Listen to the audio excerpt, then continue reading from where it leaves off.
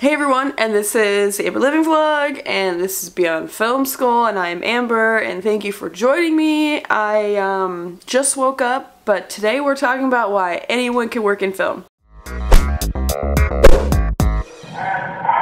So it's Sunday, it's like 9:30 in the morning.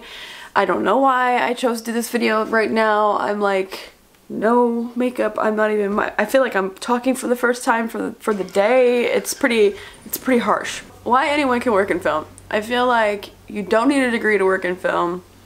You don't need to go to film school. Hell, you don't even need to go to like a regular college. You can be out of high school, you can be freaking homeschooled, and you can jump on set and then have a career in film. And I know there are so many people who have done that. Why do I say this? So there are so many things that are useful on set that'll just make you good at your job that will take you far in film.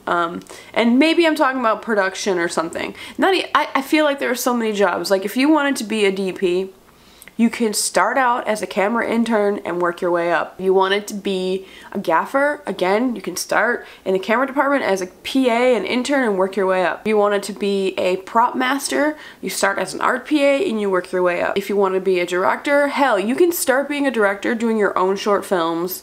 Just pick up a camera and just figure it out and just work from there, and just like trial and error, and just keep doing it. If you want to be a producer's assistant, production assistant, you can work your way up. I feel like everything in film is like you can climb the ladder. There's like nothing in film that you can't learn by working your way up. But here's the bulk of my video. The bulk of my video is about things you already have. Things you already have that are just needed on set. And I feel like the first one is just stupid for me to say. It shouldn't be the first one. So I'm not gonna, no. Okay, we'll say it. I don't know, maybe, okay, well, common sense, right? Common sense ain't so common, they say nowadays. But I feel like that goes a real long way. And common sense, right? Being courteous to someone, you know, treat people like you want to be treated, logically thinking things out, like making sure the things you're doing are making sense, you know? So I feel like common sense is like the overall skill that someone would have on set. Attitude. You don't need training for good attitude, that's for sure. Positivity, man. I'm gonna go back to it. Positivity will take you a long way. If you have a positive attitude, you have a go-to attitude, you have like a can-do attitude, someone asks you to do something and you do it, and there's no problems, no pushback, no debate, then you will go far. Let's see, work ethic, working hard, making sure that you're there, you're doing your job, you're fast at it, you're just, and you don't just like, you know, cut corners, you're not lazy, you're doing your job like a really great worker would. You have really good work ethic, and that doesn't take anything extra. Being on time, being punctual, and I swear to God, I feel like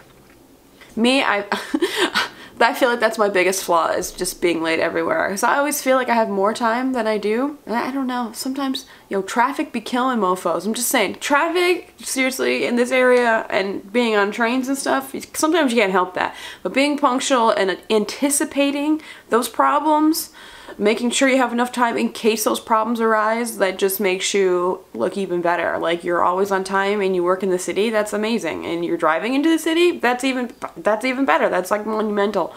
Be observant. When you're on set, it's your first day, take a look around, see what the hell's going on around you, make sure that you're watching what people are doing, you know, you're just taking everything in. Watching people, you're gonna learn a ton just by watching the other crew members or the other PAs, or, you know, and not to say that every other person is doing the right thing, but you can most likely point out who's doing, you know, good work, who's doing bad work. So if you have 15 PAs, 2 of them are sitting down, and then 13 of them are standing up through their whole lockup, and you're the 16th PA.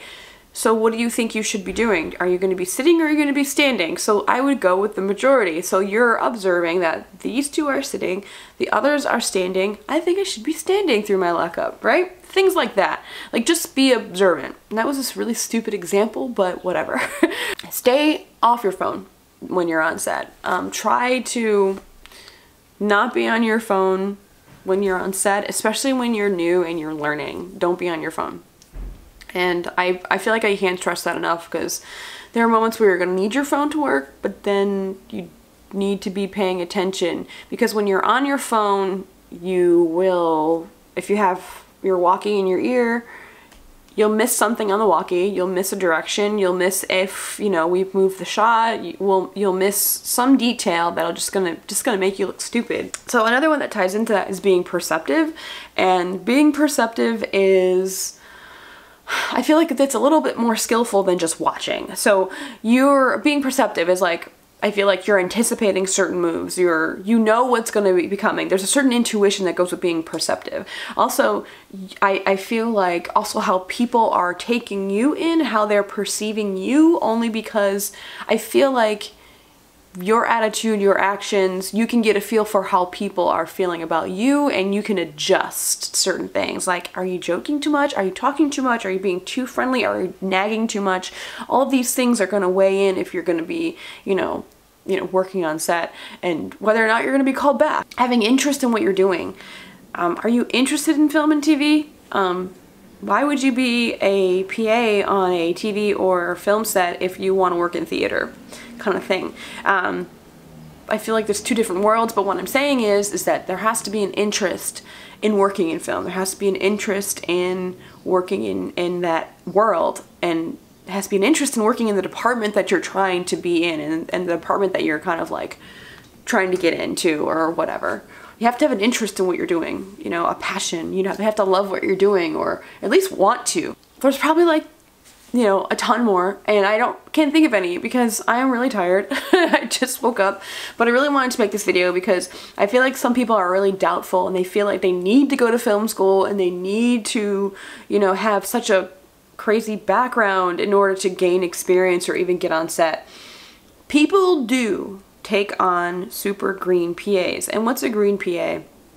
A green PA is someone who has like never been on set, but they have interest. And it's okay to change your mind too, because I will say that it's okay to want to get into something, figure out that you don't like it, and then change, you know, change your mind and change careers. Because I did the same thing. I started out on camera, and then I was like, no, I want to be an AD, and then I started all the way back from the beginning. I went back to being a set PA and, you know, working in that area and gaining all the experience I could.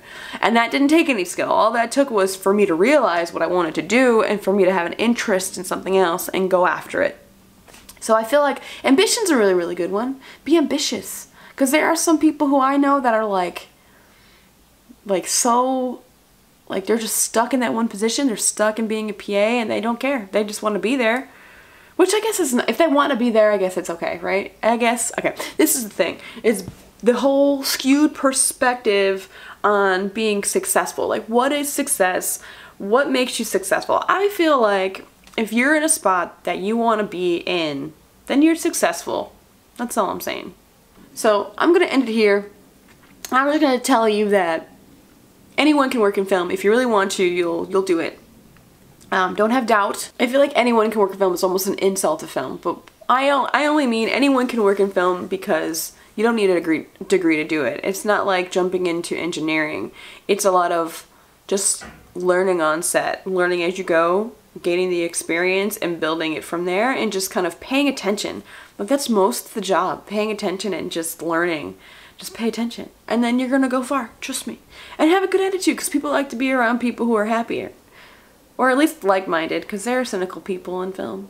But we'll get into that in another video too. So like I said before, there are a ton of things that one could, you know, have within them to be on set. If you have something that you think that's like, oh yeah, you definitely need this, please comment below. Please tell me your stories about how you started out in film. I love hearing those. Mine's kind of funny. I love telling mine, but we'll save that for another video. If you guys want to hear my story, please let me know. I'll do a video about my story, about how I started in film.